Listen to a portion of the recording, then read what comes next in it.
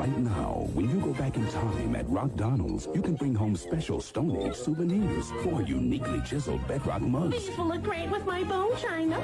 They're made of the latest Stone Age material.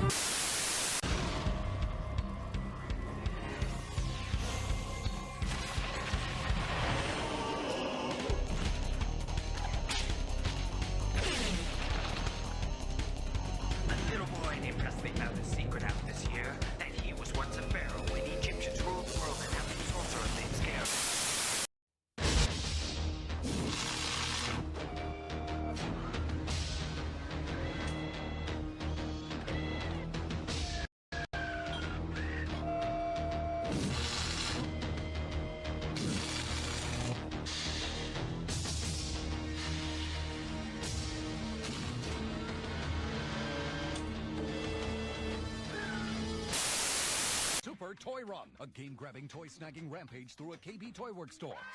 Nickelodeon created it, and only Nickelodeon's got it. Hey, do not insult this animal's autonomy. She can decide who her papa is. What's it gonna be, girl, huh? Original recipe or Van Milder here? Ah, that's funny. I can gently tap the fourth wall, too. The proposal. What the fuck was that? Bitch, you think that's what I do? Both of you, shut up. News alert. Someone is stealing Gotham City's power supply. Danger of citywide blackout. When you want a Diet Coke,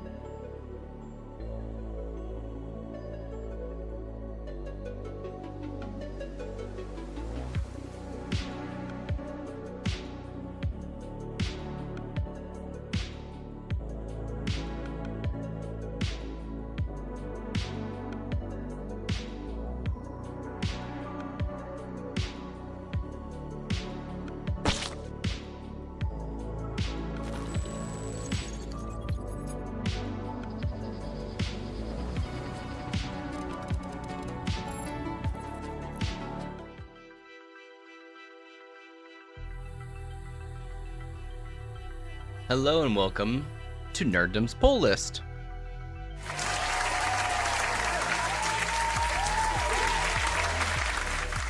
Knocked it out of the park. That's what I thought. Hey yes, happy hump day everybody. Happy Wednesday. Happy new comics day. And I gotta tell you, I was really hoping that the poll list was not long today. It's long. It's long. We have a lot of comics.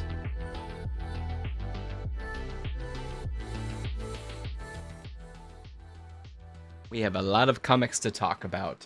We also read a lot. So if you were on the Saturday stream, thank you so much for hanging out with me as we got Comic-Con tickets.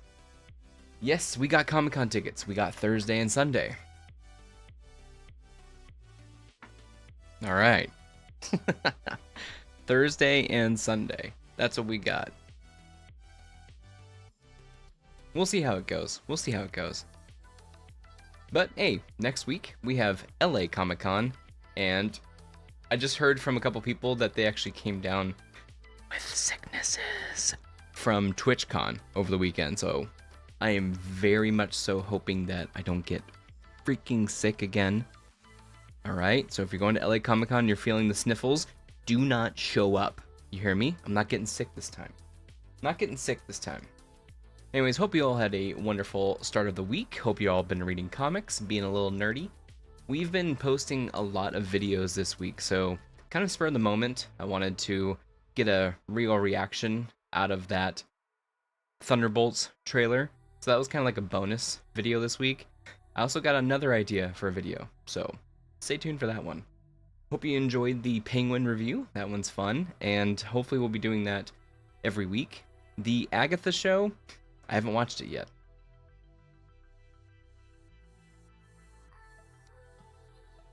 We'll see. We'll see if I want to do it every week. I'm not sure yet. You might get sick this time. I hope not. I hope not, Brett. Brett, where are you, man? Thank you so much again for the knick-knack. Unnamed knick-knack. That'd be awesome, man. That'd be so kind. I would love to have that. But I do hope that I don't get sick, because I'm out of sick days. You know how it is. We'll probably be getting more sleep this time than last time. Last time it's kind of like, man, I was just moving around so much and not sleeping, editing that night. So I'm thinking about, like, the schedule for me is like Friday, I'm going alone, and then I'm going to be shooting a bunch of footage. So we're going to be doing a walkthrough of Artist Alley, probably a walkthrough of their horror corner part that they have at that convention. Maybe just a full walkthrough, not quite sure. And then we'll be doing some cosplay videos. So I want to get some good footage of some great cosplayers. Your boy doesn't even get sick days? What? You don't? You don't bank them up? Isn't there a California law saying that you have to? Or do you have to bank them up or something? So apparently they've released the identities of who Aubrey Plaza and Joe Locke, aka the teen, are playing in Agatha. But I'm not going to look at that. But we are going to look at this story.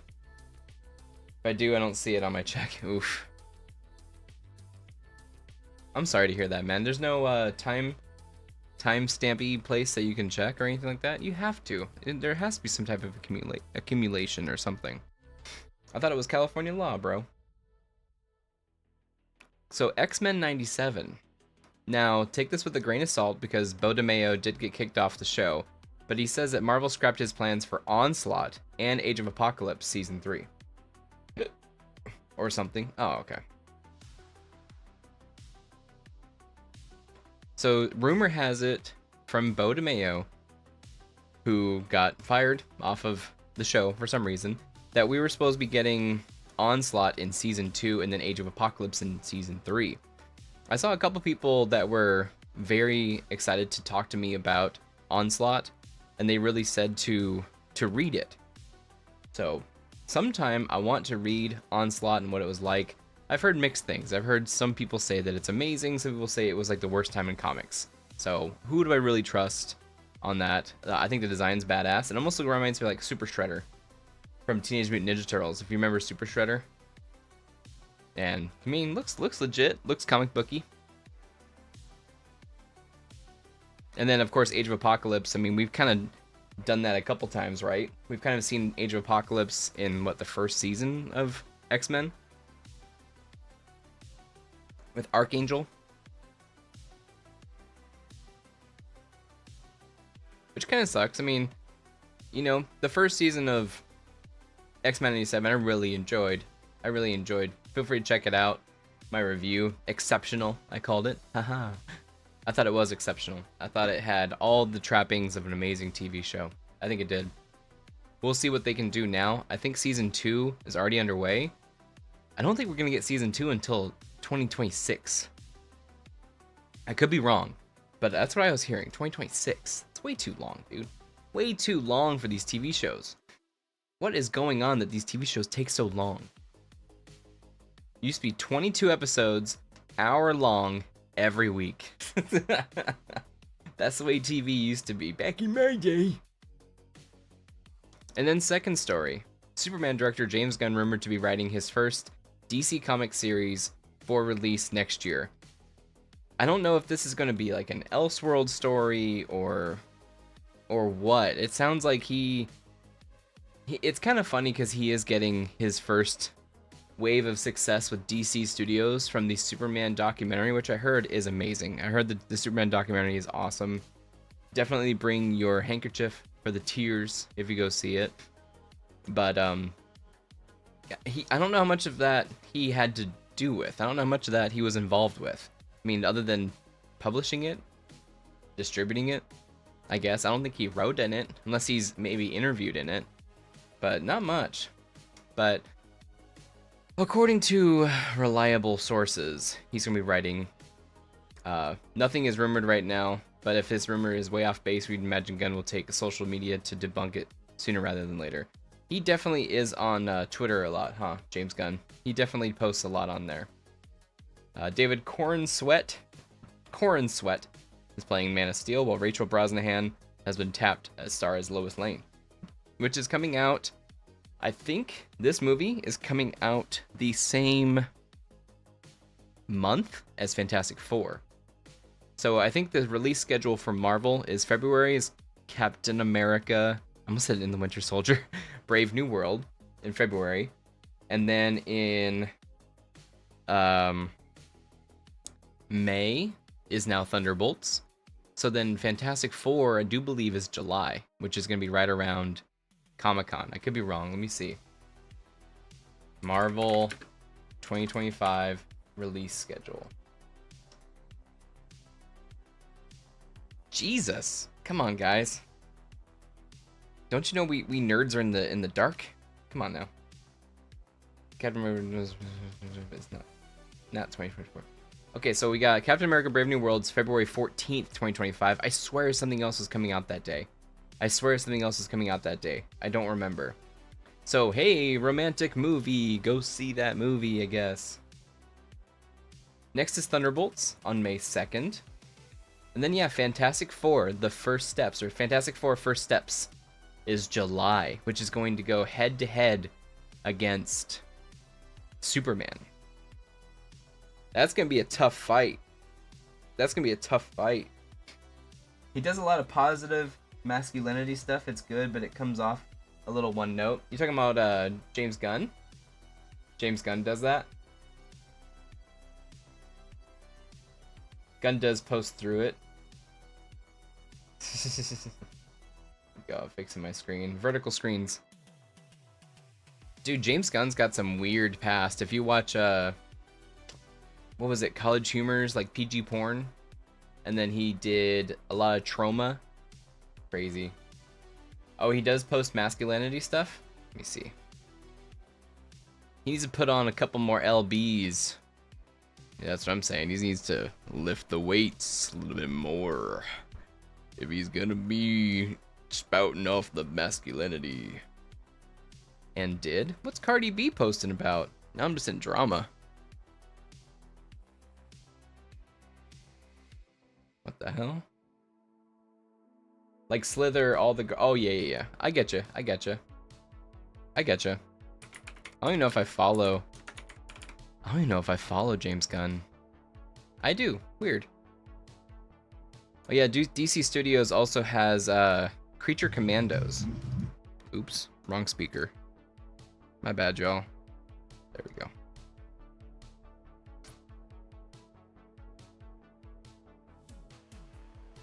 When's Creature Commandos? December's Creature Commandos. Peacekeeper was a doozy. About fatherhood, manhood. I heard about that. I still need to watch it, dude. I thought of a series called Way Late Reviews. Definitely Peacemaker's going to be on there. She-Hulk going to be on there. And I've been hearing a lot about X-Files recently, too. I'm kind of curious. I've never really watched X-Files. It was a little bit too scary for me. When it was coming out, it was a little bit too scary for me. He's doing the rounds. He's doing the rounds for Penguin a little bit, it looks like.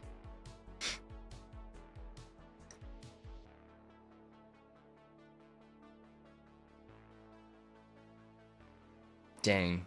Oreos sound good. That's really basically all the news. We really need to watch Agatha, the new episode, probably after the stream. So... yeah, I don't know. I could watch it on stream with a timer and then just mute it for you guys. X-Files is good, but it kind of falls apart at the end. That's sad. How many seasons in do you think it falls apart on?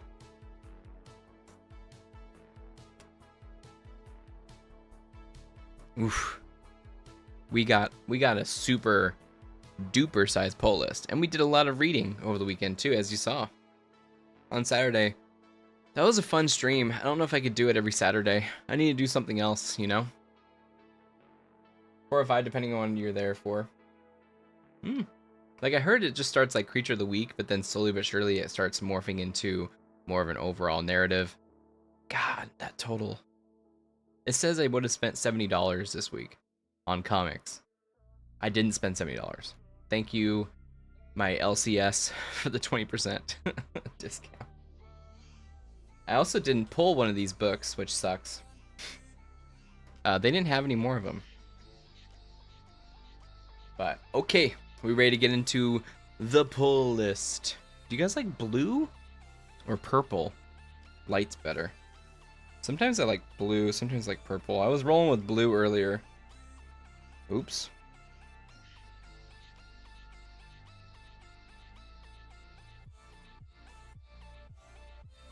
Purple. Make it brighter too. I like purple. I think it goes with my complexion.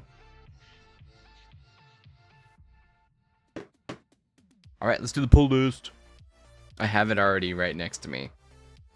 That's how prepared we are. That's how prepared we are. And we already have it in order. So, again, we're prepared. Okay, first one. We read issue number 2, luckily, over the weekend.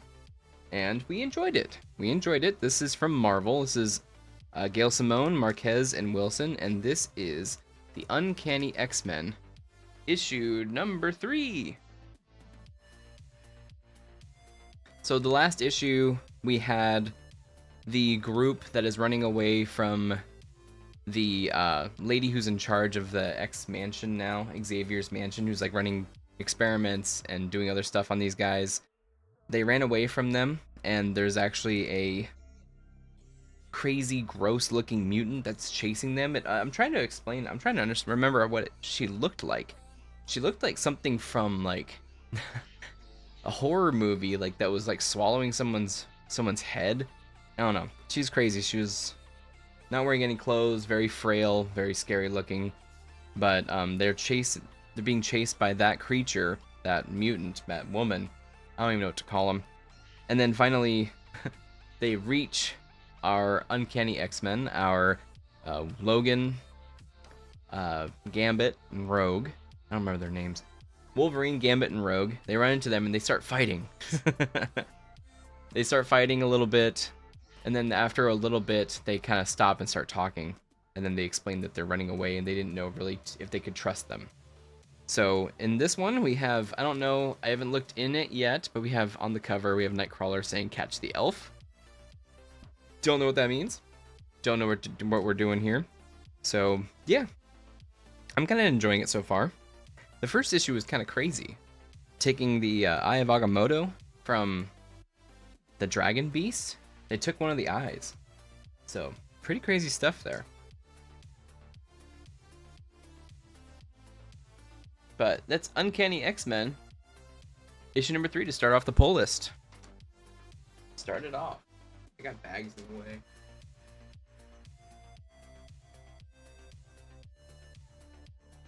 I should put it on the left side. It's more clear on the left side. I was doing some setting up. You can see the tripod in the back.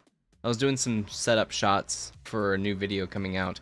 By the way, I changed my idea. I was going to do the Critique the Critic video, but now I saw that IGN gave Penguin a 5 and Agatha an 8, and I lost my shit.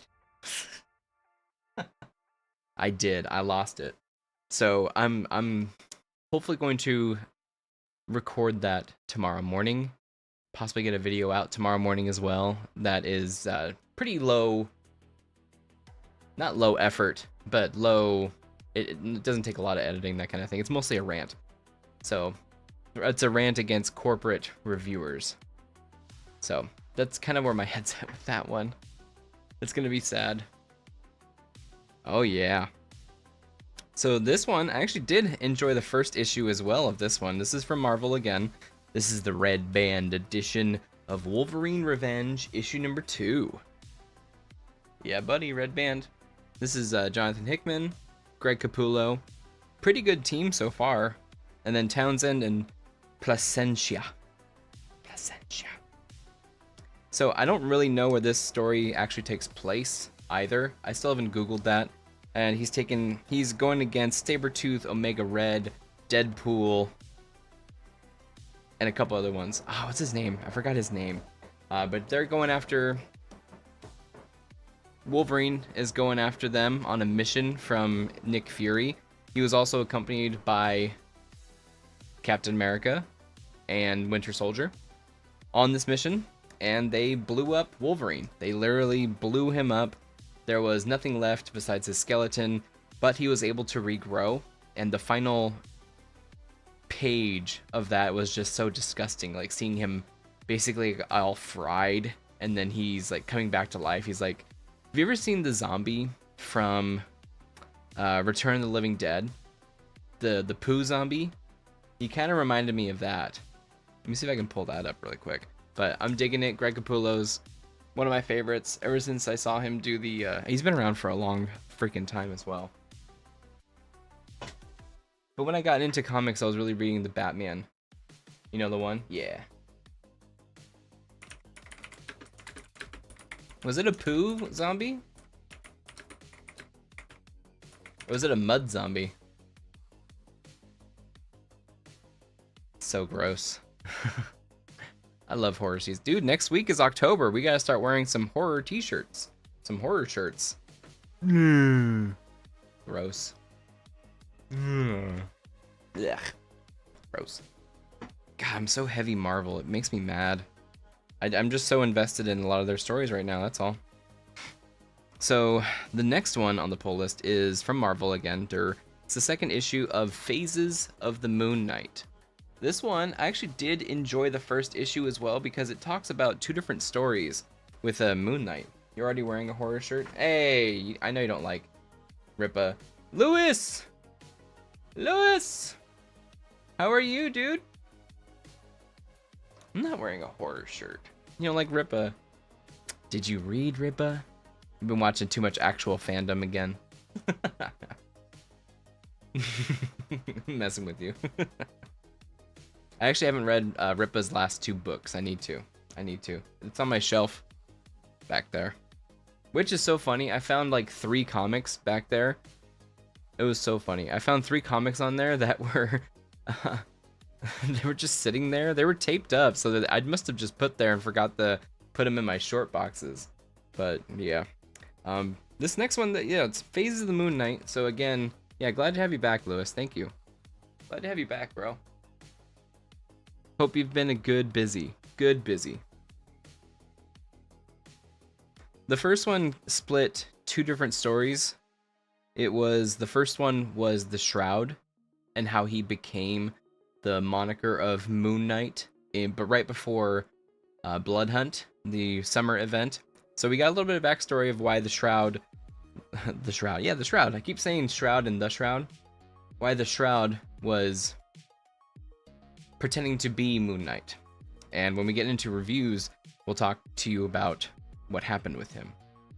Got some good news. You gotta listen to Police Spirit. Well, you gotta have me on the edge of my seat there, bro. But I'm glad you have good news, dude. I'm glad. That's awesome. I want nothing but the best for all you. My ducklings. And then the second story was like this knight. So you got to see a different phase of this Moon Knight. He was like a crusader knight during the Crusades. And he like lost faith, and then he found faith in Khonshu, and then he accepted the role of Moon Knight. Pretty cool story. Where I'm wondering what these two are. It's kind of like anthology stories, really, of Moon Knights. So this looks like 2 more stories. Dug the first one, and I don't think any of them are really linked, other than this is just past Moon Knight stories. So, Moon Knight, issue number 2. Phases of the Moon Knight. Phases of the Moon Knight, issue number 2. I have to clarify, because there was Vengeance of the Moon Knight, which is now over, and now it's going to be Moon Knight Fist of Khonshu, because Mark Spector's back. So that's going to be the newest book to come out, I think, next month, in October. I'm gonna say, do you want to say the good news? Do you want to say the good news? I'm just gonna sit back and wait.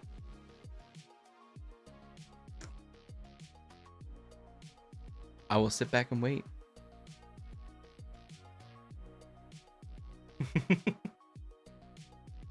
Ow, I think I hurt my ear. Oh, wow.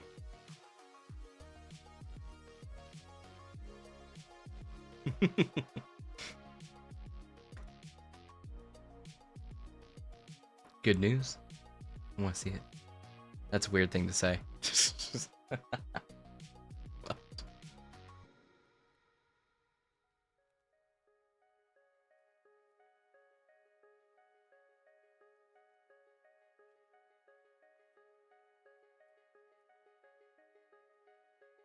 Me of my clients is an indie film director? What? One of your clients is an indie film director? Yeah. Ooh. All good, all good.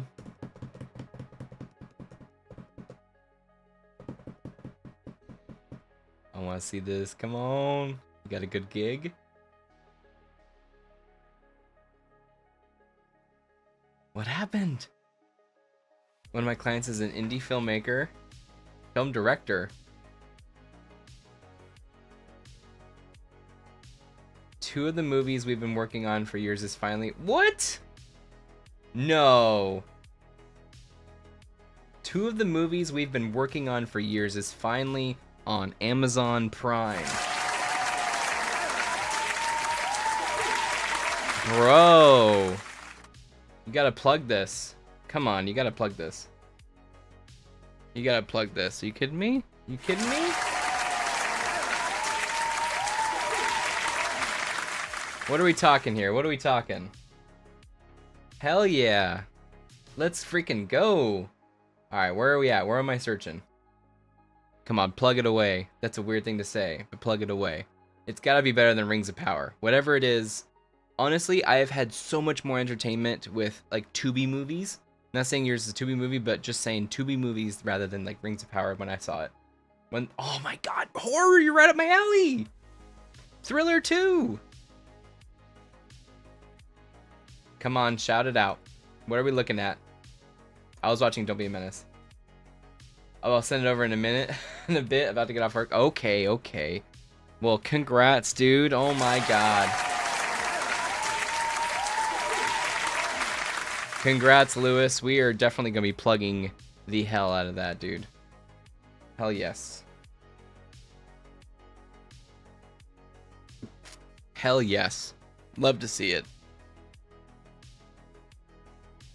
I will. Yes. I'll even give it a 5-star review without even seeing it. I have to watch it, huh? Isn't that the Prime rules? You have to watch it or something? I will gladly. Okay. Dude, that's awesome.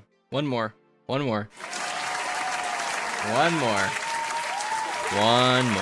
Yeah, buddy. Holy crap, that's awesome. Okay. Now I'm just doing a little comic show on the YouTubes, man. Got a freaking Amazon Prime. I don't even know what to call it. Amazon Prime Video? Prime Video. There we go. On Prime Video. Damn. That's awesome, dude. Well, shoot. Next one on the pull list. This is going to be a staple of the pull list all the way through Halloween, I'm guessing. Here's one. Alright, let's see.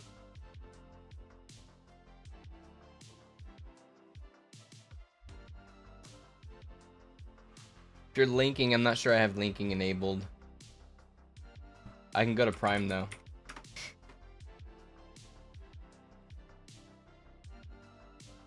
It auto-played Gladiator, by the way.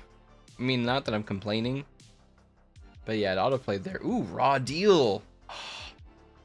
This is a raw deal. You could have had a better deal.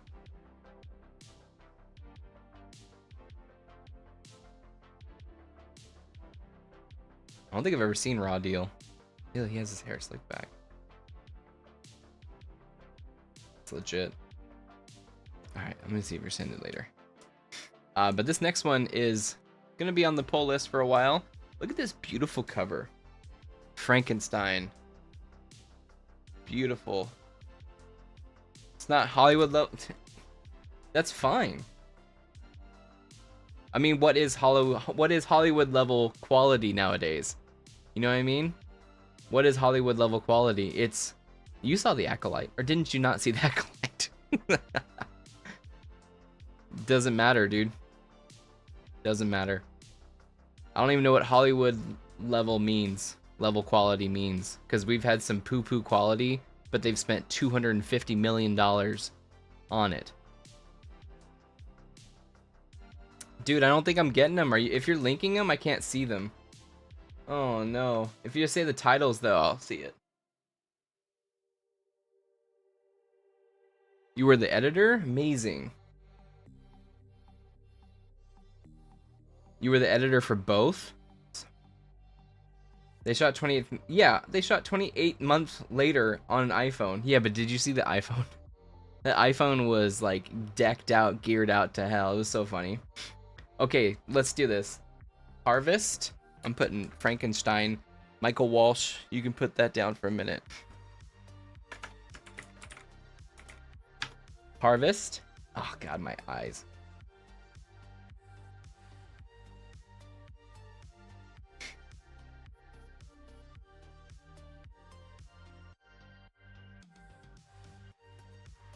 What?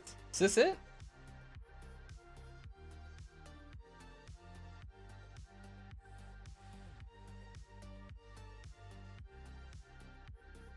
Is it from Deliver Films? I just want to make sure I'm showing off the right movie.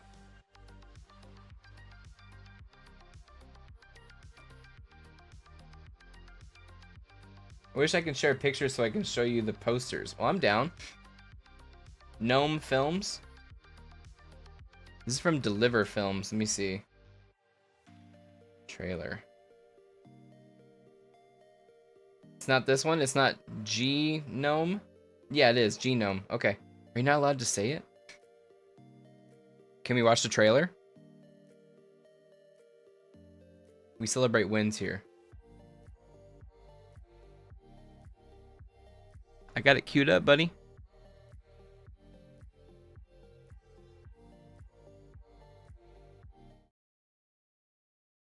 Are we ready? Pretty sure this is what you said. Let's watch it. Minute 43. All right. From our own Lewis. In my book, I write your name. Oh, hold up. I can't hear it. Dang it. What happened? Whenever I switch out the mic, it does that. Sorry. Okay, let's go. So, what do you do for a living? I'm an author. An author? Letters dance and candles light. Ooh, bro, Don't expect to do any book signings here, Mr. Wells. If you're looking for any of your books, they're over in the under $5 bin. Yeah, loser. Sorry. Genome? Like the Human Genome Project. Otacon. Do you know that your career is on the line? I don't know what to do. I've had a bad case of writer's block. Writer's block. I heard that was a real thing. I need you to get something done, like yesterday. Give me something. A serial killer. He kills people he doesn't know. A serial killer. What makes this story any different? Can I help you? In search of the true inspiration.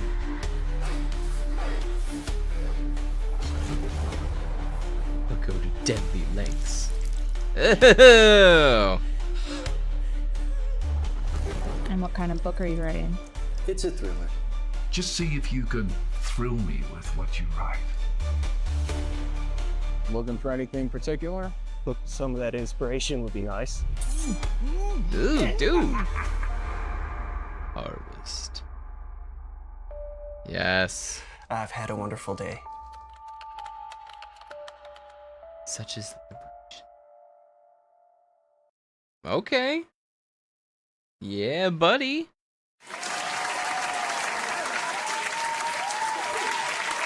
Watch listed. Dude, I'm down.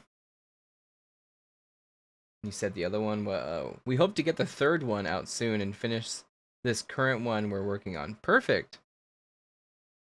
The hostage. Is the hostage the same? I see hostage.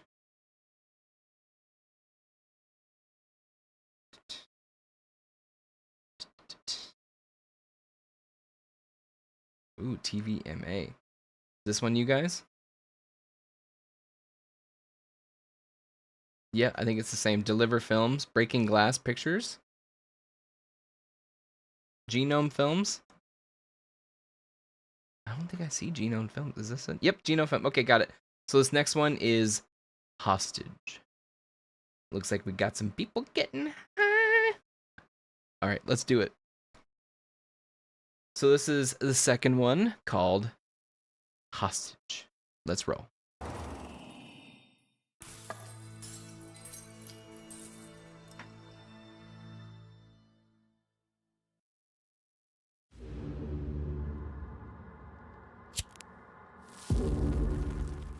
So, Faded. What kind of business you guys got tonight?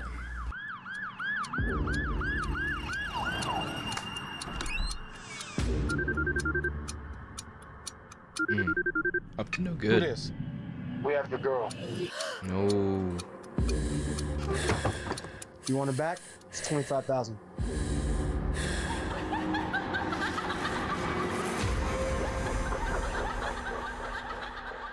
None of you will live to see tomorrow. Anybody else got a bad feeling about this? What's that? Still into Wiccan and all that occult shit? I think so. What does it matter?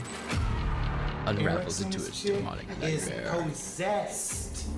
Real ancient evil possessed. Bro, you got Serge Tankian from System of a Down in here?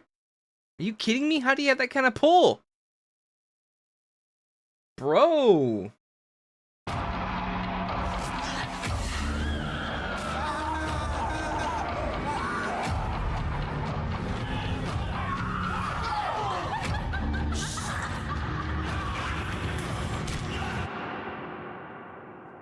Don't you believe in karma? Hostage. Nice.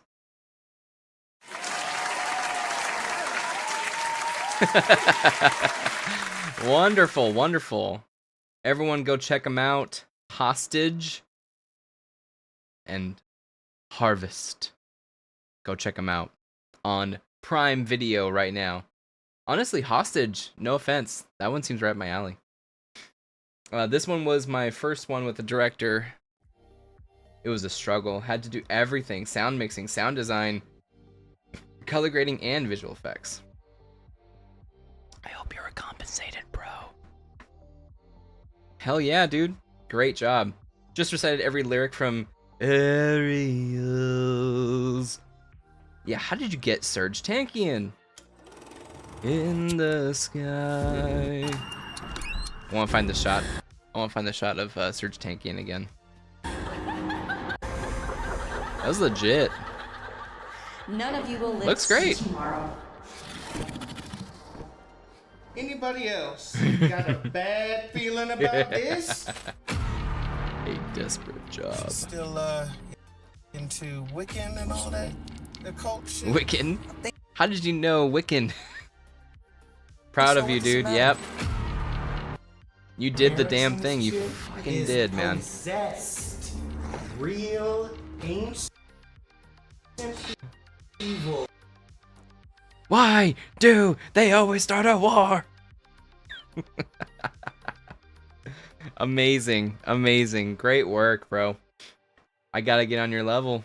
Dude, you're doing it. You are, like Brett said, you are doing the freaking thing. Congratulations. One more time for Lewis.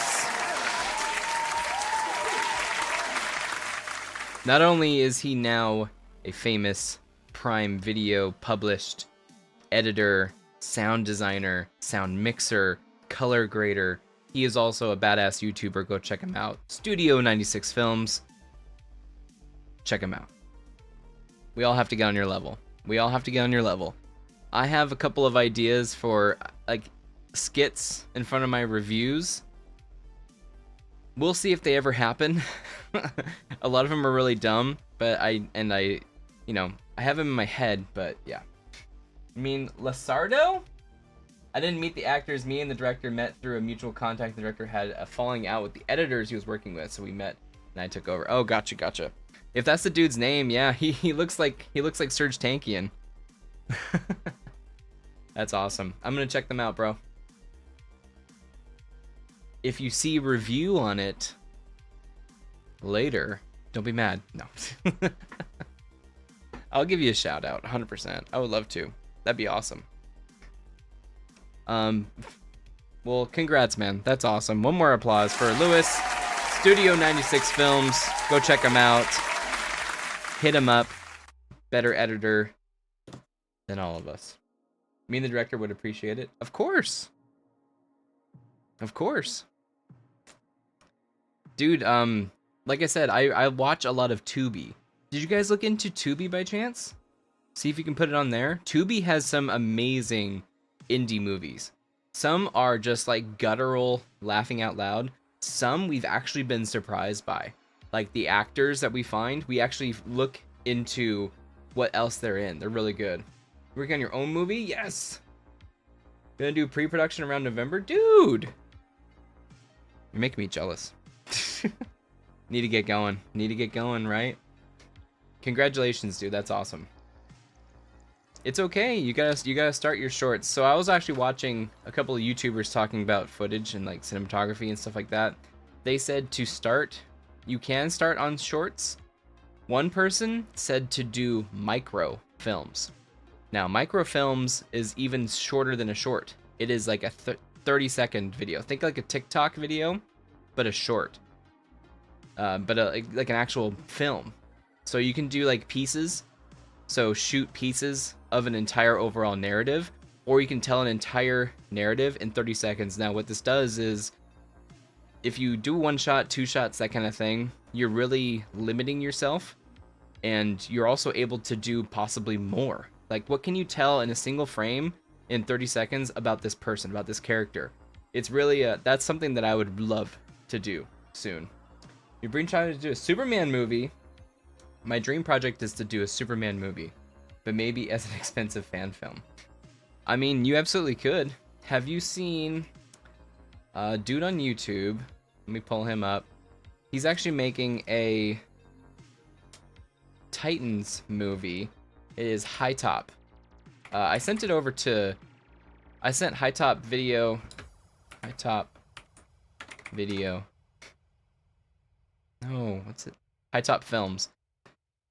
I sent Brett this. He's making a Robin movie. You know High Top? There you go. There you go. Of course you know High Top. He's killing it, dude. High Top is legit. He's making some good video essays. Oh, I mean, absolutely. He is able to push a lot of emotion into his essays, and they mean a lot to him. You know what I mean? So that's really good inspiration for anybody doing video essays, reviews, anything like that. Put in your own emotion into it, you know, speak with emotion. That way you really captivate an audience. And that's something I try. Some days I don't want to freaking, I don't want to talk, but I just still have to. I want to do video essays. I'm going to do that. Dude, do it. But I can't say just do it because you're already doing a lot. So you're already doing the thing. But yeah, High Top is he has a Patreon, so he's doing a Robin movie. High Top, give me a dark mode, bro. Give me a dark mode, bro. But it's $3 a month, $8 a month. Yeah, he does great work. He does great work. But I'm glad you already know him. I'm glad. We already talked about Frankenstein. Look at this beautiful cover. Anything that's purple, blue, and pink, I'm all for. And we're going to be seeing this title probably all the way through like October, like I said. But yeah, Universal sponsors. This is Michael Walsh and Tony Marie Griffin. And it's a little bit different than the movie, so I'm enjoying what they're doing with the story of Frankenstein so far. If you dig that story, so far this is a pretty good book. This is issue number 2. And it's also great quality. So you guys know I don't like the floppy floppies. This has good cover. This has great art on the inside. And it was a shame that I was reading this on Saturday for the morning stream, and you really couldn't get the colors that I was seeing on the stream. But I think on here you can. So Like, look at the beautiful greens, blues, purples that they're working with. And this is Toni Marie Griffin. So she's working with, I believe. But amazing artwork, and going from the Marvel's it was Marvel's 85th anniversary special comic that I was reading it on Sunday, and we went over to this, and I can tell you that this was miles ahead of what Marvel gave me. For like Marvel's book was $7.99, this was $4.99. You know what I mean? Beautiful art. Frankenstein, issue number 2. It's co-produced by Skybound and Image, by the way. I think a lot of their stuff is kind of like that. Next on the list, so this is volume 3 and issue number 1 of a series that I kind of fell off of. I didn't like a couple of their books, so I stopped getting it. But this is another co-publishing with Image and Skybound. I'm really getting into, crap. I think it's Entertaining Comics, and it's Epitaphs from the Abyss. So it's a horror anthology book. And of course, if you're reading horror anthologies, you gotta get the pick of the original Creepshow. So this is Creepshow Volume 3, issue number 1. So they're creating a whole new volume. It kind of fell off for a little bit. But this first one's Chip Zdarsky, Kagan McLeod, and James Stocco. There we go. So I'm really excited. I like Chip. I like a lot of these guys in here. And yeah, man, if you watch the Creepshow movies, the Creepshow TV show on Shudder or on AMC wasn't bad either. It wasn't bad.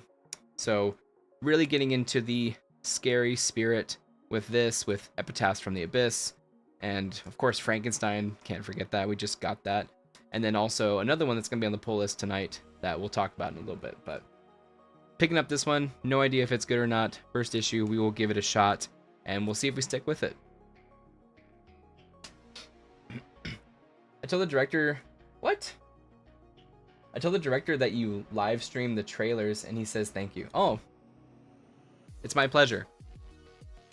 Thank you for always being here. I can't repay that. So, like I said, I'm going to definitely check out those movies. I love movies. I love especially indie cinema. I was going to, a little behind the scenes, I'm actually working on merch because I got a little bored with my current project. So I'm like, what can I do for merch? And I've never really designed merchandise before, but one of them was, I love indie movies. Or I love indie, or keep it indie, something like that. I wanted something like that because I love indie comics. I love indie movies. I love indie music. Rising tide lifts all boats. Absolutely. Support each other. That's the thing that I saw too. It's like, here's the thing.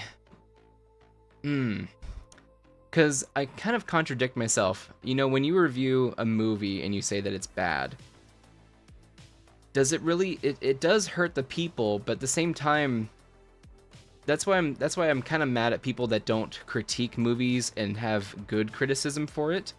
You should always have some type of like criticism sandwich. So you should find the highlights. You should find things to work on. And that's kind of where I would like to review movies always.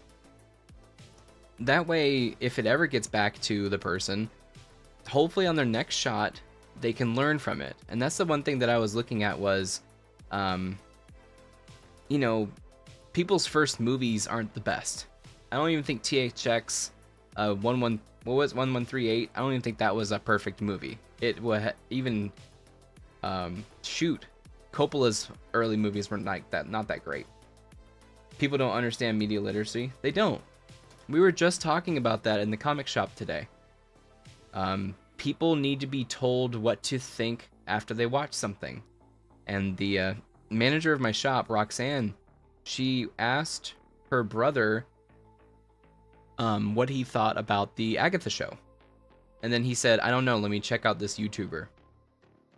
And on one account, I'm all like, okay, cool, YouTube, there, you know, I'm getting, you know, maybe someone gets some ideas from me, but I don't want people to be like, just say, oh, he says this, so it is this. It's just an opinion, and hopefully I have some facts to back it up, and hopefully I say some things in there too that can make the media, make the story, make the characters a little bit better. YouTubers are killing the TV stars. They are. They are. They happen so often. I don't have a lot of conversations outside of you guys about, and of course my wonderful girlfriend whenever she gives me the time of day to talk about TVs, comics, and stuff. Video killed the radio star. It did. YouTubers killed the TV stars. Like that. They did, but I do think that I don't know how we ever get back to the age of like X-Files, the age of 24 episodes per season, high quality. And the thing that too, and we kind of brushed on this when we talked about Acolyte, now talking TV shows.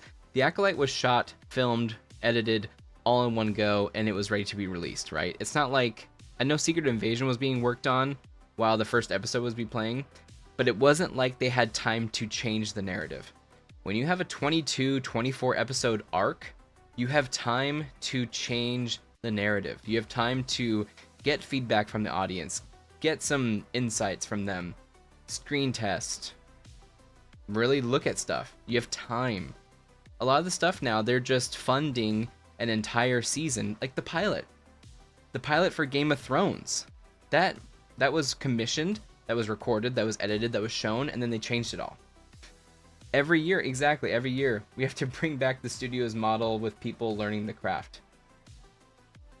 Yeah. It's all contract work and everyone is laid off. Yeah, it's true. Yeah, so like when TV productions, they're like, oh, what show are you on? What show are you on? I'm on this show. And that would keep them employed through a whole year, you're right. No time to develop, exactly. Because they have 8 episodes. And that's it. And it's all filmed, recorded, or filmed, or pre-production, filmed, edited, and it's sent out. There's like no time. So like when we're talking about, you know, X-Files or older shows, they have time to really look at everything. And they can put out a couple episodes, but then they can go back and, you know, change some things if they want to. Or if they miss something. They have time. Dude, I forgot about Echo. Hey, remember when they created a whole branch of Marvel Productions just for that one show and are never going to release anything else on that production line? Rest in peace, Marvel Spotlight. Echo was such shit because they had a bunch of new creatives without any guidance. They could have had a good show. Dude, they had all the pieces.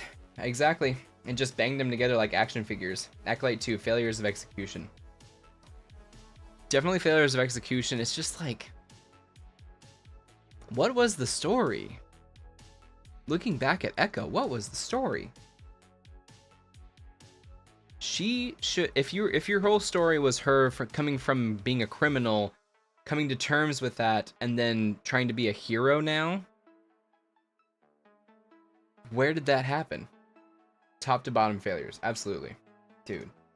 They didn't know what story. Yes, they didn't know what story they wanted to tell. Exactly. They didn't know. They knew where they wanted to go, but they were like, oh, she has to be a hero. She has to be the good guy. But they didn't know why she had to be the good guy, and they didn't know how. No direction. No one that understood TV making. Dude, that's the big thing too. TV is so much different than a movie. I know you guys might not like Star Wars Theory, but he had a very, very telling interview released today with the original writer of the Obi-Wan trilogy movies. This dude was writing a trilogy of movies, if not just one movie. And while some ideas in there I don't know if I agree with, it sounded more compelling than even the Cliff Notes of the story that we got. It's about 40 minutes. It's on Star Wars Theory's channel, so be sure to give it a watch. It's even if you don't like Theory, if you don't like all this other stuff, it's still cool to see a little bit behind the scenes and a creative think of a story for this character that you might love. Either a stretched out movie or a show without any guideposts. Yes, they've been doing the movie model a lot, and that's the problem. That's why TV pacing is different than movie pacing. You know, that was my point was going to be, is that this started as a movie, and I still haven't seen if someone cut up the Obi-Wan show into like a movie. I thought someone was working on a fan edit. You can prove me if I'm wrong. I thought someone was making a fan edit of it being a movie. You don't dislike Theory, I just think he's a dishonest pundit, I guess. He culture war stuff is bogus, but he knows Star Wars. He definitely does. And it was really cool. He talks about his fan project that he's working on, and he's put, I think, $2 million into when it comes out. He asked the writer for writing advice, and the writer had really good writing advice, and I'm not sure if Theory's going to take it or not, but you should listen. It's at the very end when he talks about his movie and what he's making in the story. The guy had a really good point, so be sure to listen to it. Let me know what you guys think. His culture war stuff is bogus, yeah, but he knows Star Wars. Exactly. I can't believe this is $3.99. Come on, Marvel. You guys are bogus. You guys are bogus. Next comic on our pull list. There's this one guy, Darth Pause? He really rants on Star Wars. It's pretty out there. I'm gonna have to check it out. I love that name, Darth Pause. That's funny. He's not like Knights of Melvin, is he? No offense, Knights of Melvin. I think you're hilarious. Darth Pause. Alright, let me check this out. Oh, it's a little doggy? Okay. I'm checking this out later. I love it. Oh no. I just saw his headline. Okay. Next comic on our list, you guys, is going to be this one. I was kind of unsure about going in and out of, but we're sticking with it. I want to see where this goes. This is Schultz, Dowling, Fiorelli, and Quinifi. And this is Marvel's Daredevil Woman Without Fear. So this is like a little side story with Elektra, aka Daredevil, going to Madripoor. And when she goes to Madripoor, she's then ambushed by our new Punisher, the good old blonde Punisher. I don't even know his name, to be honest, and I'm pretty sure his book got canceled. No offense, but he's no Frank Castle. And we see him in her eye right there. She was actually able to defeat him, kind of make him look like a punk, disarm him and everything in the last issue, but we'll see what happens in this issue. I'm okay with it. Yeah, you'll see what I mean. I will. I'm okay with it so far. The lines kind of in here are kind of cringe sometimes. I wish this was a $2.99 book. It's very thin. It's very cheap. So Daredevil's woman in the comic. So there's two. There's two Daredevils. There is Daredevil Elektra and Daredevil Matt Murdock. So Matt Murdock actually just burned his costume and kind of walked away with it in the last issue, but he does have his own mainline Daredevil book, which he was fighting a bunch of demons that were possessing people around him. But yeah, there's this, and then of course Elektra's in there, and she is dressed as her version of the Daredevil, and it's because Matt died, and now he's back. So he died and went to hell, and then he's back. So crazy convoluted comic book storytelling, but we got Daredevil Woman Without Fear. We'll still give it a shot. I love the Daredevil series. Haven't bought any comics recently, just been focusing on other stuff to read or buy comics. Yep. Dude, I feel it. Honestly, I would probably fall out too, except for a couple of books, but the show, you guys talking about this stuff, it really does keep me interested. And I'm running out of space. I'm running out of space. That's for sure. We're running out of space. But there's always time to come back. There's always time. So this next book that we're talking about is from Magma. This is Jason Starr and Dalibor Talajic. This is, I believe, the final issue of this story, which is kind of sad to talk about, but it is Silicon Bandits issue number 4. Very dark cover. The last issue we got left off with our heroes, quote unquote, after they pulled off the heist, and their androids are kind of getting a little smart. They're kind of getting a little bit too human for their liking, and it's quite possible that they're going to be turning on them, and they did. So where do we land after this? I really do want to see, because they pulled off the heist almost too easily. And they've gotten their revenge, but now the main character dude, he was excited. He got betrayed, and he was excited, and his girl was like, "Why are you excited? They did all this stuff." And he's like, "Because we made intelligence, actual intelligence. They got to choose on their own." So that was pretty cool. So I want to see how this ends. I do believe this is the final issue of this story. So it's 4-issue story. Silicon Bandits, a neo-future crazy replicant story, kind of. Love it. Oof, this next one for sure. For sure, I cannot wait to hop into this one, but we're talking about Ultimate Spider-Man, issue number 9. Can you believe it? Can you believe it? And what we got introduced to in the last issue of this was the new Ultimate version of the Sinister Six put on by Wilson Fisk. Pretty badass. Pretty badass. We got Kraven, Mysterio. Holy crap, I don't even remember who else is in here. Oh my god. Wilson Fisk, of course, but here's your, if you guys can point them out. I mean, it's the Ultimate versions. So I'm like, what? I wish Mysterio looked a little bit different, but he's pretty memorable, and so does Kraven. It's pretty badass, dude. We got our Sinister Six. We also have a little bit of conflict with Peter and Harry Osborn. Tony Stark came back, and he's kind of made fun of Harry Osborn. And in this universe, they kind of were enemies, I guess. They were against each other in the corporate world, I guess you could say. But he belittles him. He makes fun of him. And Harry doesn't take too kindly to that.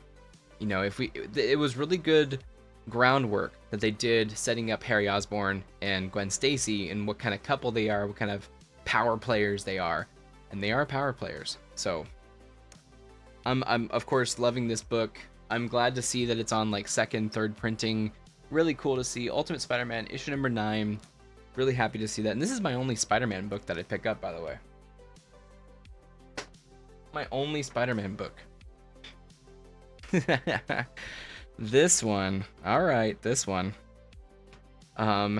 Roxanne, the manager of my LCS, Amazing Comics, she snuck this one into my pull list, and she told me she did, and I said, I saw it.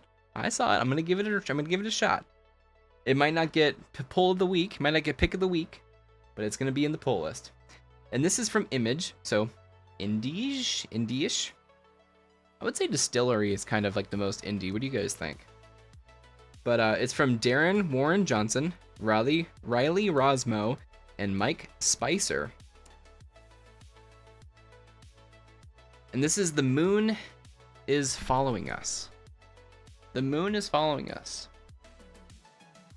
Honestly, know nothing about it, but it was put into my pull list, a little sneaky snake, and we're going to give it a shot. I was reading a little bit on it. It actually didn't even show up in my my app, my Comics Geeks app. Pretty cool. Pretty cool. It didn't show up in my app. I had to search for it, but it came up and yeah, added it to my pull list. So The Moon is Following Us by Darren Warren Johnson, Riley Rosmo, and Mike Spicer. So we're going to give that a shot. Next. This is why I said it's a big week, you guys. There's a couple of these big books right here. And we're not at the pick of the week yet. We got 3 more books. We're not there yet. We have a lot. This one I'm actually behind on, but I loved the first issue, but now we're on the 3rd issue. And this is from Distillery, and if you guys know anything about me, I love Distillery. I love the magazine size books. It gives the art room to breathe, really room to pop in your face. Weird thing to say, but it just gives it a good size of art, gives it space to breathe. And this is the 3rd issue of Spectrograph by James Tynion and Christian Ward. Christian Ward, I mean, we've had some disagreements online. We've had some spats, but his art is bar none the craziest art that I've seen in the recent sphere. You love that wide-ass magazine format. I do. I really do. I love the magazine format. I love it. But his art is just so awesome. And if you remember the first issue that I showed you guys, it's pretty wacky. It is wacky. But like this White Boat, which I think I'm behind on, honestly. I think I'm behind on White Boat. I don't think I've bought White Boat in a while. That was Scott Snyder's piece.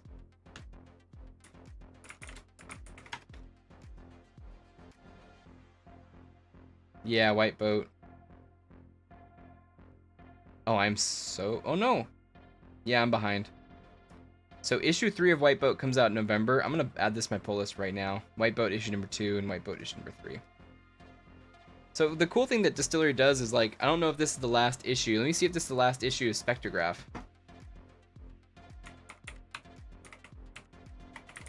I think usually they do 3 issues.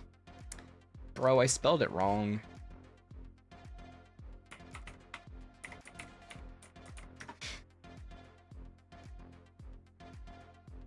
No, there's a 4th issue. Rad. There's a 4th issue. Okay, so we're on the penultimate issue of Spectrograph. Like I said, you got James Tynion, who has done some good work in the past that I've read. The Deviant, we'll see. And then Christian Ward doing the art. Man, the Christian Ward art is just phenomenal. So be sure to check that out. Maybe it's going to be a hardcover. That would be a crazy hardcover to get. It would probably be like 40-something bucks. But really digging it. Spectrograph, issue number 3. And my bad, it's Aditya Bidikar is also in here. Might be the colorist, I believe. Next one. Another one. I need to make a stinger that says another one. This is another one from Distillery. And this one, I'm going out on a limb here. This is, I think, his first time writing. This is Ryan Stegman and Jason Howard, The Missionary.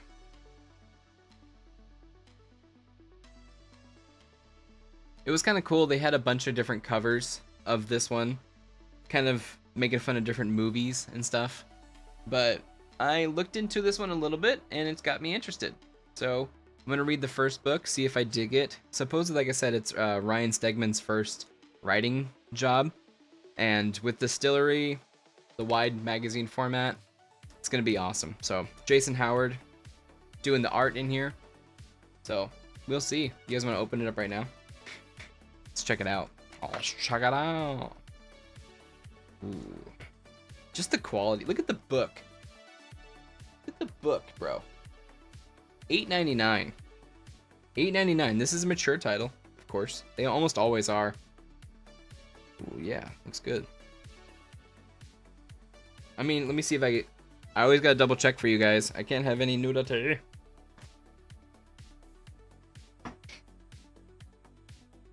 Beautiful. Beautiful. The layout that you get to play with, the space that you get to mess with, it's awesome. So I really do love the format. I really do. And it doesn't fit into a short box. I have to put it on my shelf, which I'm running out of space too. I need to reorganize the bookcase a little bit. But this is The Missionary, Book 1. Love those convo rectangles. Yeah, me too. Gives it energy, you know? It gives it energy, it gives it movement. That's what's cool, like messing with these layouts. So much fun. All right, we made it. All right, this next one is not magazine size, but it is our pick of the week. Did it go? I couldn't hear it. There it goes. Pick of the week. I don't know what's the point of hearing it. Okay. I am having a blast with this book. I did not expect to have so much fun as I am with it. It's something that I definitely need with all these superheroes and stuff like that. And we got horror books too, but there's something about having like a just serious detective noir tale that really does fit the fancy. And that is Dick Tracy issue number 5. Having a blast with this one. The characters are all awesome. Art is fantastic. It is actually pretty gruesome of a tale. I want to see the rating on it. I don't think I've looked at it. It should be mature. Teen Plus. Dude, there is some whacked out crap for Teen Plus in here. There is some really bad stuff. The only thing I wish, again, this is a $4.99 book. I wish the quality. You're in your crime noir era. I am. We also have a couple. We just finished Ain't No Grave, so we're out of our cowboy era. We're into our crime noir era with this, The Penguin, and a bunch of others. I wish this was a hardcover. I wish this was a little bit more, you know, sturdy of a book. But there's people getting shot in the head in here, bro, by Flat Top. Here's Flat Top laying waste. Laying waste. There's a guy getting shot in the head right there. Wrong side, Matt. Getting shot in the head. It's gruesome, bro. It's gruesome. It's very gruesome. But amazing book. I hope we get into a little bit more of the history of Dick Tracy during the war. This takes place after World War II. So hope we get a little bit more into that. And they keep calling him Detective Banana because of his yellow coat. So that is the pick of the week. And I love it. I love it. There's so many different books in here that are awesome. Like, really, pick of the week could have been Frankenstein. That first issue was legit. It could have been Wolverine Revenge. That first issue is legit. Ultimate Spider-Man's been solid for 9 issues or 8 issues now. I haven't read Spectrograph, but that was close to being pick of the week. But Dick Tracy won it out. I saw there's a Blade Runner comic out there. Yes, there is. I didn't pick it up, and I also missed out. The Cyberpunk Kickdown issue number 3 came out, but I couldn't find it. Let me see if I can find the Blade Runner book really quick on my app. Dude, I love this app. So again, League of Comic Geeks, not sponsored by them, but feel free to check them out. You can really keep track of your collection while you're going. Got the Frankenstein book, got Phases of the Moon Knight. They also have a Werewolf by Night red band one that's coming out. There was also Venom War Daredevil right here, Venom War, that came out. Oh man, there was so many titles this week. Violator, it was also Spawn Kills Spawn. I thought about doing that, finding a bunch of them. At least with Spawn books, you know it's $2.99, except Violator is a very special issue. It's an origin story of Violator. Where's the Blade Runner? Of course, we dropped Dune, you know.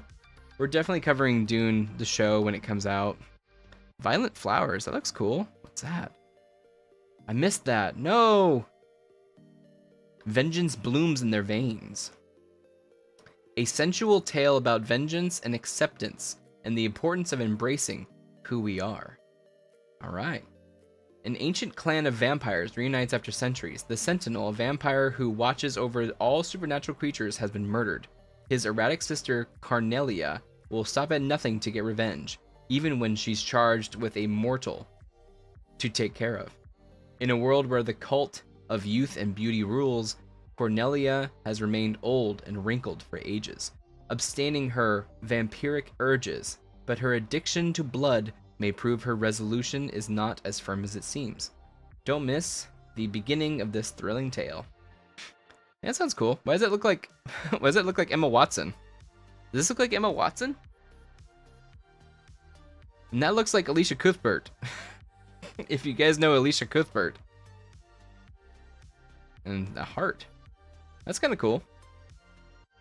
So this is writer, artist, and colorist and letterer. It looks like it's a Maria Lovett. That's a one-person show right there, Maria Lovett. Wow, congratulations. That's awesome. Shoot, we're looking at Blade Runner. My bad. You guys know me. If anything like pink. Here we go. Blade Runner Tokyo Nexus. Yeah, this is issue number 3. That looks pretty cool.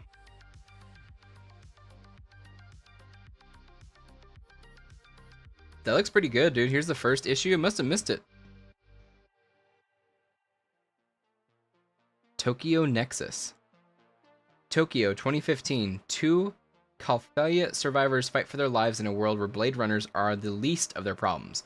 Following a failed mission off-world, the only two survivors of a combat squad, ex-Marine Meade and replicant combat model Styx, have returned to Tokyo in search for their traitor who left them to die.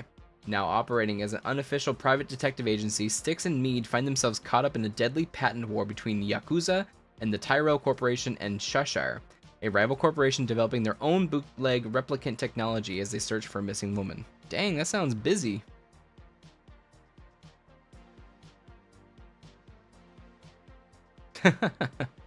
That's cool.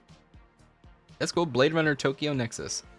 There's just too many books, dude. There was actually another book on here that was talking about...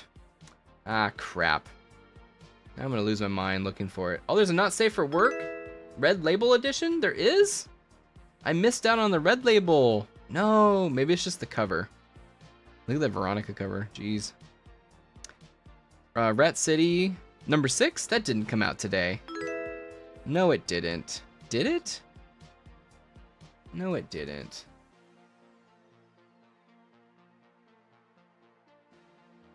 Four, 5, number 6. Is this second printing? Oh no, it's a different cover. All right, jeez. Freaked me out, man. Cover B. That freaked me out. Goobers. There was a... Jesus. I need to get off that screen. That's pretty funny. Witchblade was making fun of, what do you call him? X-Men. No, there's a book in here talking about Jack Kirby's art. Man, that sucks. I almost got it though. It was like $10 and it was showing all of Jack Kirby's art and like stories behind the scenes and stuff like that. It was pretty cool, man. I almost got that. I almost got it. All right, are we ready for Knick-Knack?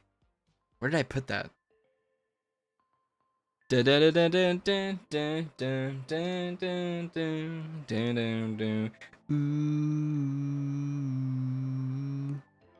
Okay. Where did I put that? And what was it? I pulled something. God, I'm blanking on it. What was it?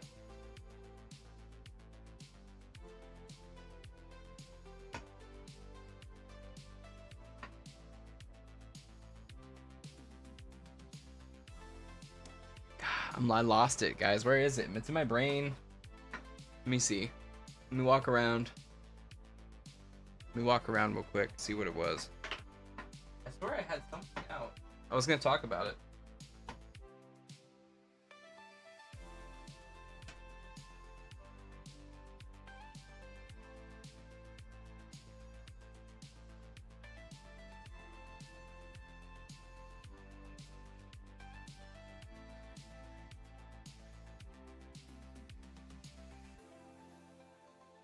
Comic? Book?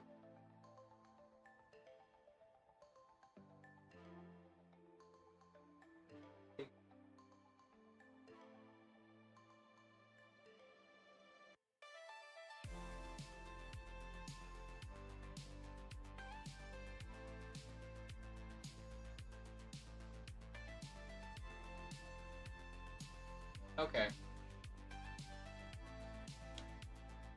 I don't remember what my original thought was. This book is freaking pristine, bro.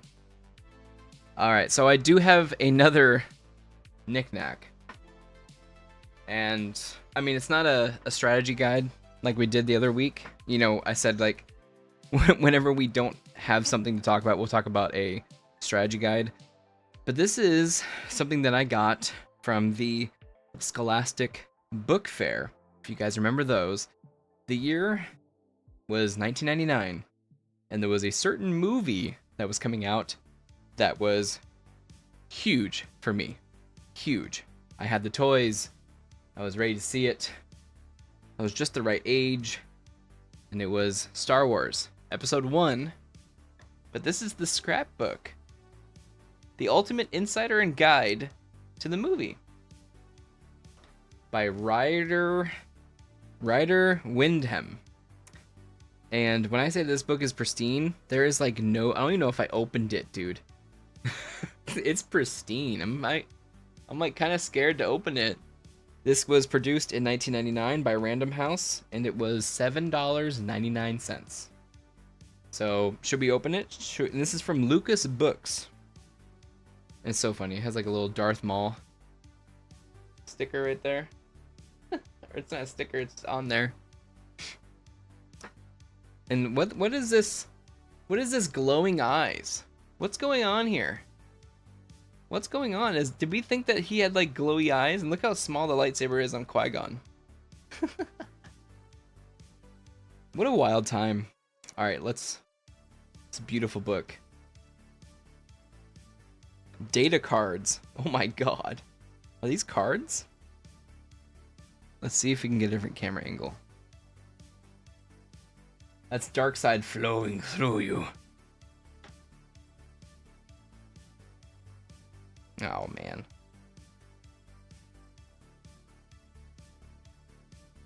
That's not gonna work.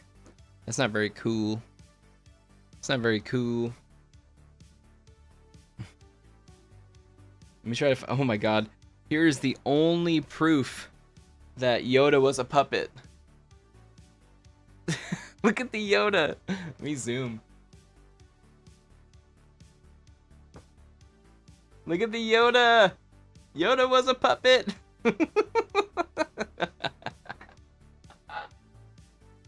It wasn't a fever dream. Yoda was a puppet. It wasn't a fever dream. So these are actually cards. They're actually cards that you can pull out. Wow. Wonderful. I never looked at this.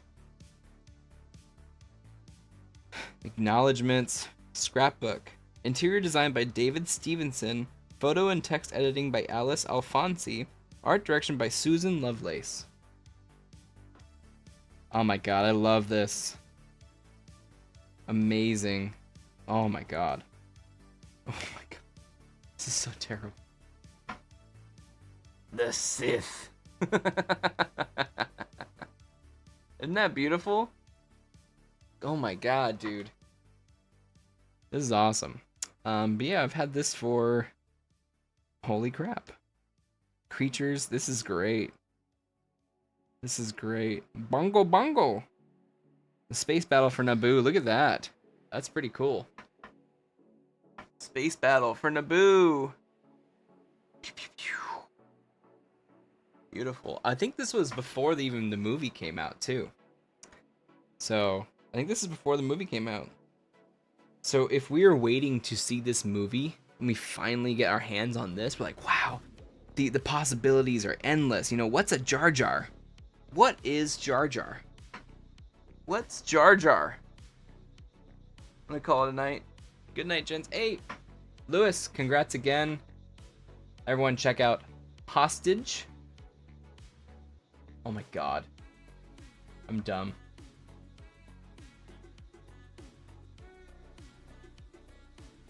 I had it too. I had it in my brain. Yes, Harvest. See, that's why it messed me up, because of both the H's. Everyone go check Harvest and Hostage, available on Amazon Prime Video right now. Congratulations again, Lewis. Lewis, everybody. Studio 96 Films. Check him out on YouTube as well. Have a good night, dude. Get some sleep, all right? You busy beaver. Actually, this text is kind of legit. But you know, like, this is totally a kid's book. It's awesome. So cool. Like, just imagine 1999, we're just getting glimpses of what this movie could be and just the endless possibilities. We saw this guy, you know, and we all got excited. So, what a great book. What a great book. This is the Star Wars Episode 1, The Phantom Menace scrapbook from 1999. And that is the knick-knack of the week.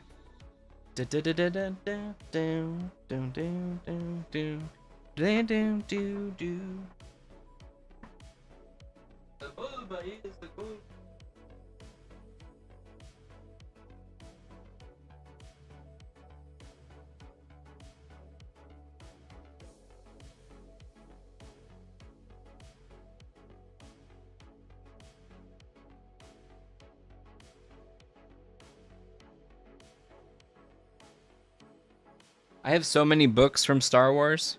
Star Wars was captivating me in the late 90s. Mid to late 90s. I blame the releases on VHS, the re-releases, and then the special editions too. I blame all them. Oh man. Time to tape some comics. Time to tape some comics. Time to tape. We read all these. We read a couple today. But most were on Saturday. And thanks again for hanging out on Saturday. It was actually really cool. It was really cool. But we're gonna tape these up. And then I'm going to go watch the Agatha show. That should be an interesting time. That should be an interesting time. It was cool. Yeah, it was fun. It was fun.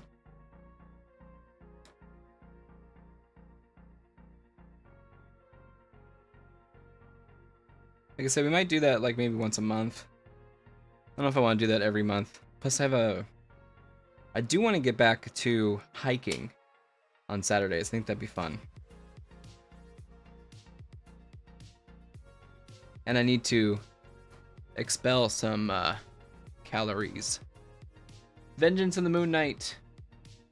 So Khonshu gave Mark Spector the mission of killing the false Moon Knight, aka the Shroud, and he did. He killed the false Moon Knight, but he didn't kill the Shroud. The Shroud's still alive. They save him, and he's still alive. And then the next book for Moon Knight is going to be Moon Knight, Fists of Khonshu, issue number 1, which is next month. So, Vengeance of the Moon Knight is done. Their run is done. Their run is done.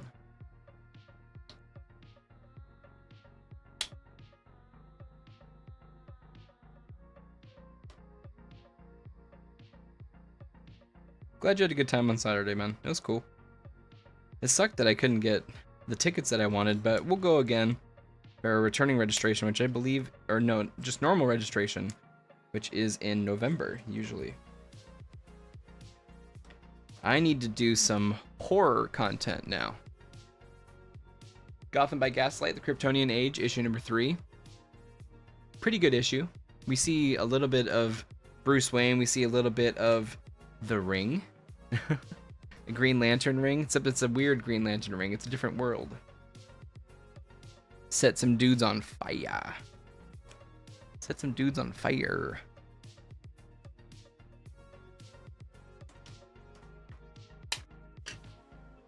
Yeah, I need to think of some Halloween stuff.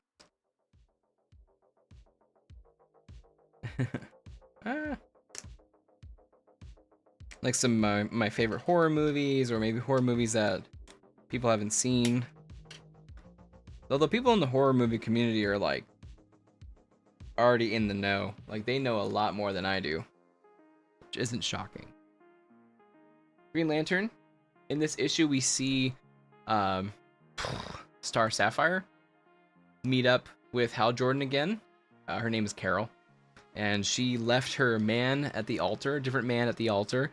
And he is now turning into a gray lantern, which is Sorrow. And her, Star Sapphire, and the Sorrow dude meet up, and she's able to at least fight him off for a certain amount of time. And she has the power of love.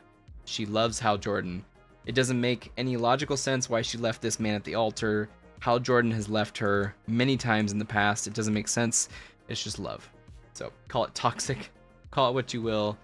We also see Hal Jordan go on a mission for the Absolute Power tie-in. He steals one of the Bat family's experimental jets, and the experimental part is that when you fly it at a certain speed, it blows up. And it does. We kind of already talked about this one. The Uncanny X-Men issue number 2. And them fighting the group that escaped the experimental area.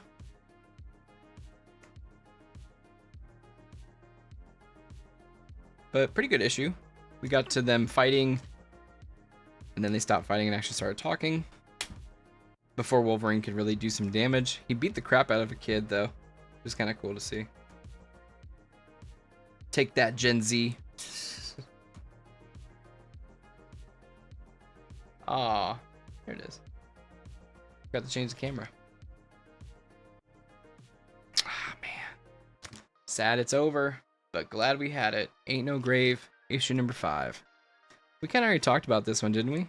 Oh no, we didn't. So it ends on a beautiful note. She sees Death. She confronts him. She's able to plead her case. Death listens. And Death decides to choose her instead. And there's a beautiful final frame where she asks for one thing, and it's to see her family again. And she does. And then she asks one more thing, and Death's like, nah. And he kills her.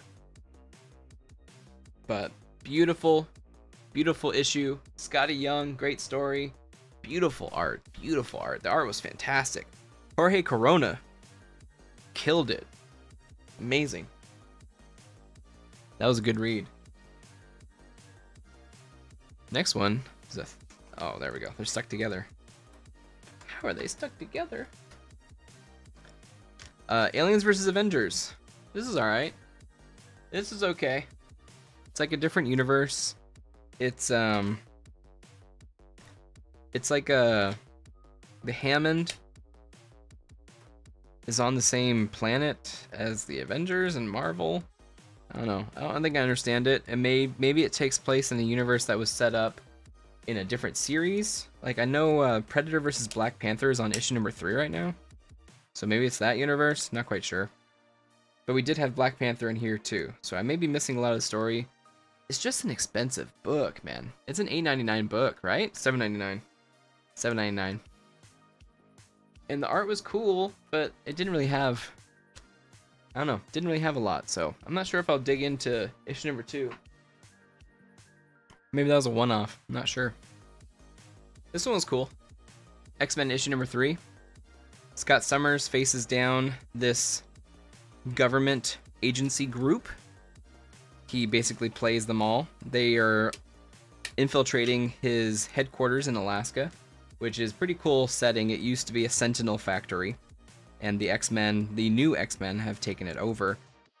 And he's kind of distracting the team at a diner, hanging out with them. That's why he's just chilling in the cover, eating a whatever there. And then, yeah, his team is able to lay waste to the team that's attacking them. He's actually not really eating or looking like that in the book. He just looks like that in the cover. But his team is able to push them back. And then we also get a little bit of interaction with, God, I forgot her name. It's a newer X-Men character. She uses the power of fire and ice at the same time. She's able to go between both of them. And she has like a orange on one side and blue on the other side, for obvious reasons. But, God, I forgot her name. That sucks. But, good issue. We already talked about this one. We already talked about Phases of the Moon Knight, which is the story of the Shroud and how he became this false Moon Knight. Then the story of the Crusader, who throws away his religion and then starts serving Khonshu. A Crusader as in literally a knight during the Crusades. So, pretty badass stuff right there. Pretty badass. Phases of the Moon Knight. Issue number 1. Haha. This issue was cool, man. We read this on Saturday. Ultimate X-Men, issue number 4, or no, number 6.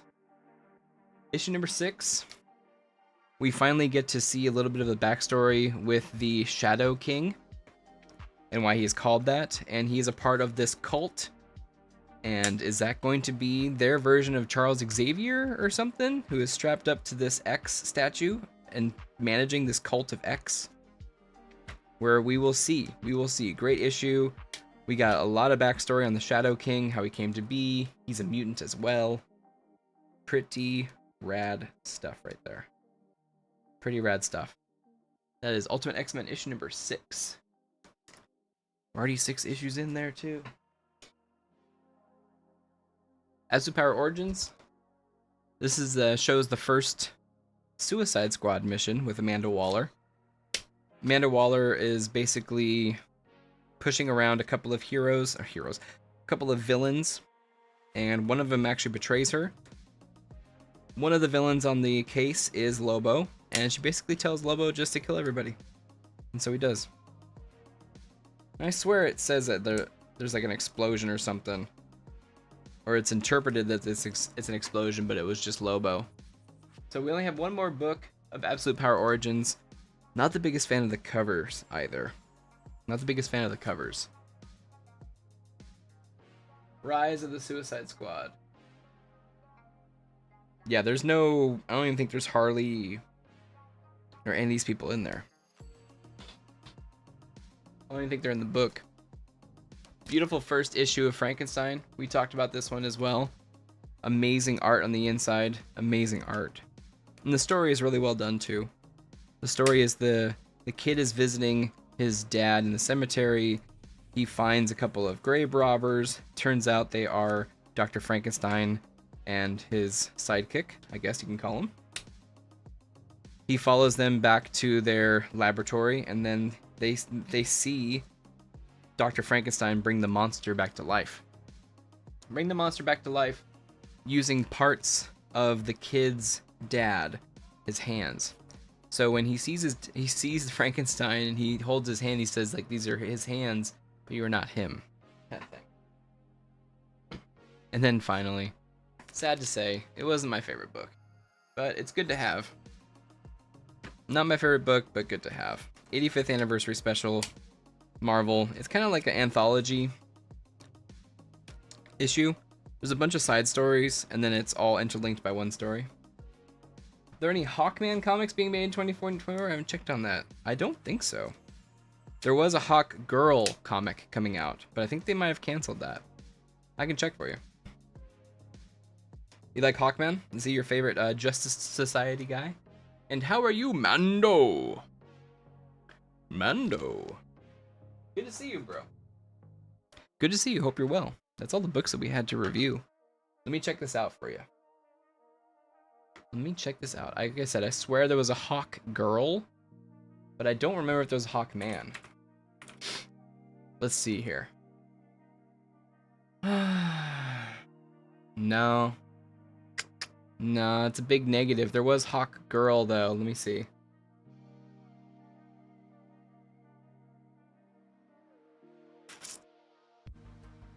Yeah. There was a Hawkman. Yeah, but not anything recently, right? Hawk Girl. There's Hawk Girl. Let me show you. So Hawk Girl just recently came out last year. This is their series. It only lasted 6 issues. I don't think there's Hawkman, though.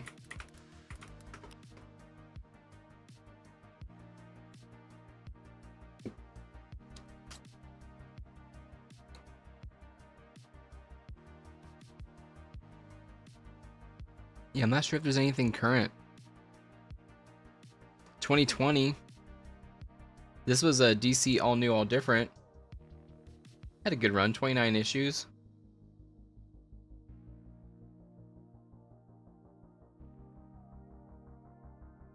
(2017) 2011, the Savage Hawkman. That's pretty cool. Yeah, I'm not sure, man. Are you a big Hawkman fan? Oh, that's hard to say. Hawkman fan? You a big Hawkman fan? But yeah, we got Hawk Girl last year, which had a bunch of hullabaloo. That's good storming. What? I'm good. It's storming bad off and on. I live in East Coast. Oh yeah, the hurricane, was it like Helena or something? Thanks for looking. I hadn't had time to look myself. I like the old Hawkman stuff. Oh, old Hawkman. Yeah, how old you looking? Because we got, I mean, there's like archival, you know, versions. There's also the Atom and Hawkman. That'd be kind of cool of a book to have. Kind of like I have the Marvel version of that. I love these team up books. I think they're so fascinating to me. Look at that. I love this. This is so old school. That beautiful. That's wild. That's beautiful right there. This one's pretty starkly too. And I hope you're good, man. I hope the hurricane passes you over just nice and chill like. It's kind of crazy to look Blackest Night, the Atom and Hawkman, number 46. That's crazy. It says July. Look at it goes number 46. And then it's like that. It's from Blackest Night. Jeff Johns. That's pretty cool. So they knew that it went, they knew that it stopped there. That's cool. That's pretty cool. Okay, computer, chill. Oh, knick-knack, that's why. But yeah, Hawk Girl came out last year, and I remember a lot of people talking crap on it. Thanks, I tried reading a comic called Hawk World about Hawkman being a cop. It was kind of boring. Hawk World? Everyone's a hawk. Oh, there it is. 1989? That old one? Or 90? 90 is kind of cool. 90's a big run. Look at that. This is definitely 90s right here. This is 90s. Oh my god, that's awesome. This one's legit. It's like Judge Dredd, 89 issue? Alright. Yeah, this one.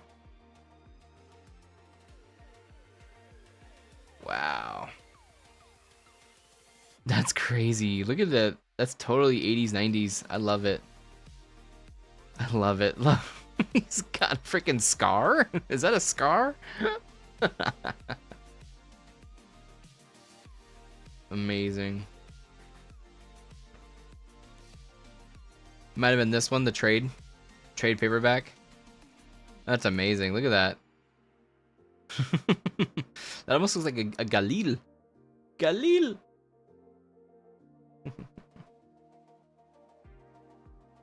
Did you get the trade paperback? Or did you do single issues from your secret location? Again. Your secret location. The covers look cool. I bet. They do. I can't believe that this went so many issues in the 90s. That's sick. Definitely 90s covers. This one's badass. Flight's End, part 5 of 6. Look at that. Guns N' Roses much or what? Amazing. I read a few digital ones. Oh, beautiful. Hey, do they still have DC Universe? Like a version of it where you can just read their books? I thought that was the coolest thing that they could have came out with that app. DC Universe, and you could read their entire backlog. I thought that was amazing. I got to read a lot of books there, but not so much. Not too much. Not sure. Yeah, me neither. It's all good. Oh, God. You know what I have to do now, guys. Thanks for hanging out, Mando. Thanks for showing up. You're all good. Hope you've had a great week, bro. Hope you had a great week. Mando. Oh, dude, I forgot to show you. Did you see the knick-knack of the week? Let me grab the knick-knack of the week. You might like it. Just really quick, and then we'll cut, and then we'll hang out. Whoa, get off.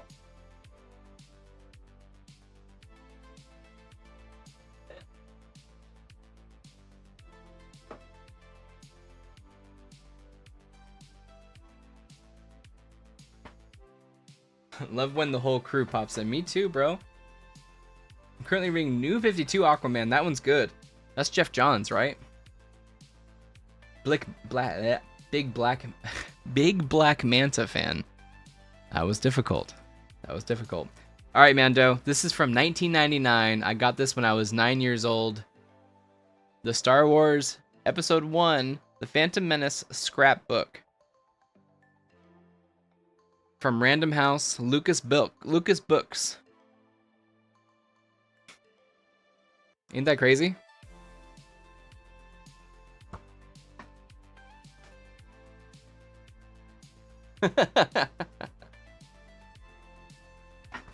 Got this before the movie came out, and dude, never seen that scrapbook. There you go. Old school, man. Original. Not even a crease, honestly. I don't even know if I read it. I can show you the book that I read a lot. It already has been on the Knick-Knack of the Week, so Brett may have already seen it, but let me show you this one. This one was actually my favorite growing up before we even knew we had episode 1 coming out.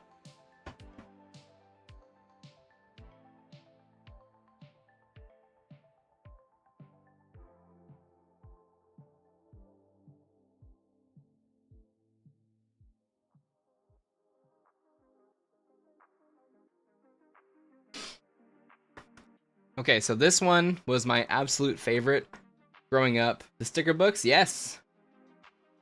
I love the sticker books, but I never took the stickers out. So this is my favorite. I've read this one over and over and over. Star Wars Trilogy Scrapbook. The Galactic Empire. My favorite. You had the original Trilogy Special Edition sticker book? Oh my god. This book, I read so much on the toilet. It's so awesome. Oh, please don't fall apart. Beautiful book. I read this book so much, looking at the, this is kind of like, I think where my graphic design influence may have come from too, looking at books like this, like so awesome. The layouts.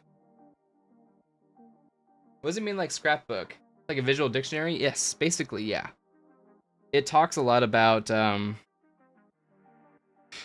it gives you a lot of backstory on what the items are. So this is like the firepower land and space section. So it talks a lot about the machinery. It talks a lot about, I love this part, stormtroopers. It is like a visual dictionary. Stormtroopers in their different environments, and it talks a lot about that. Cool book, right? This was my favorite growing up. This was my favorite. It's so cool, but amazing.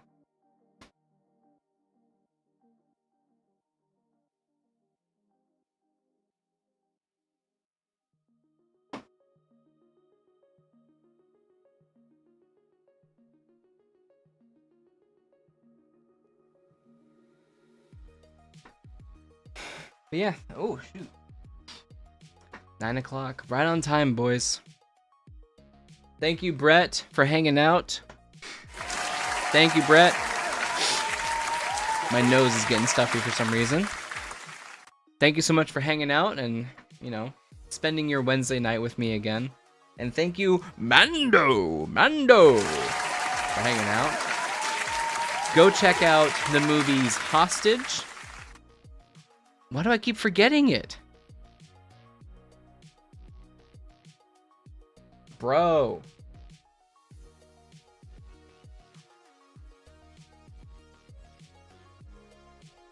There's the other word. Go check out Hostage and Harvest on Amazon Prime Video. Edited, color graded, sound designed by our one and only friend Lewis. Friend of the chat. Friend of the show. I already saved them to my watch list. It's midnight here? Yeah, Harvest and Hostage. That's it. Well, thank you for hanging out. Thank you for spending time with us, bro. East Coaster, eh? Oh, yeah. Well, hope you stay nice and dry. Hope everything's good with the hurricane. And we'll see you. Have a great rest of your week. Have a great rest of your week. I can't talk. It's getting to the point where I can't talk anymore, boys. Did you watch the second Aquaman movie? I haven't. No. Yeah, I haven't. I just remembered that came out. The Lost Kingdom. It's on Max. Should I? I have to watch the 3rd episode of Agatha right now, and I have to decide. You thought it was a fun movie to watch? That's kind of what I thought the first one was. It was just like a dumb, fun movie. I wouldn't, you know, call home about it. But it wasn't too bad. I'll have to watch it. I like Jason Momoa, especially when he's dressed up like a, I don't know, like a teenage girl in the Minecraft movie. I don't know what he is in there, to be honest.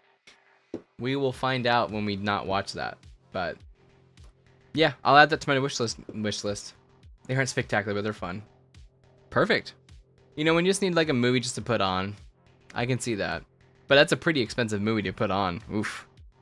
Goodness. But hey, thanks everyone for hanging out. Mando, stay safe with the hurricane. Brett, thank you so much for hanging out, bro.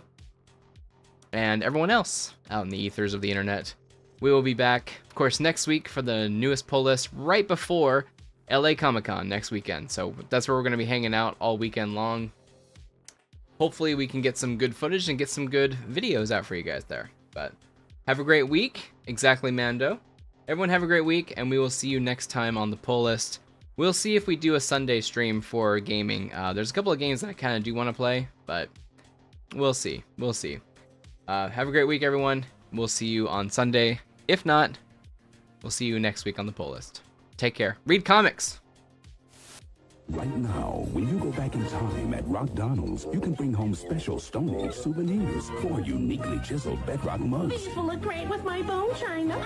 They're made of the latest Stone Age material.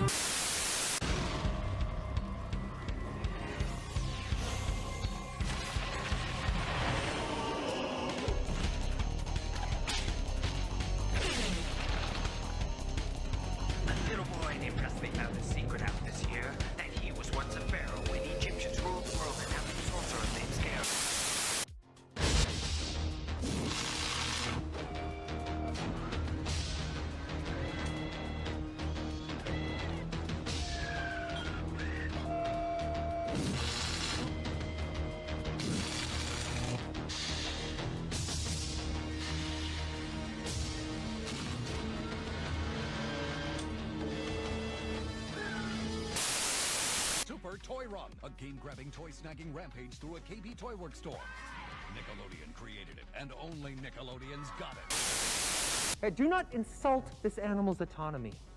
She can decide who her papa is. What's it gonna be, girl, huh? Original recipe or Van Milder here? Ah, that's funny. I can gently tap the fourth wall, too. The proposal. What the fuck was that? Bitch, you think that's what I do? Both of you, shut up. News alert. Someone is stealing Gotham City's power supply. Danger of citywide blackout. When you want a Diet Coke,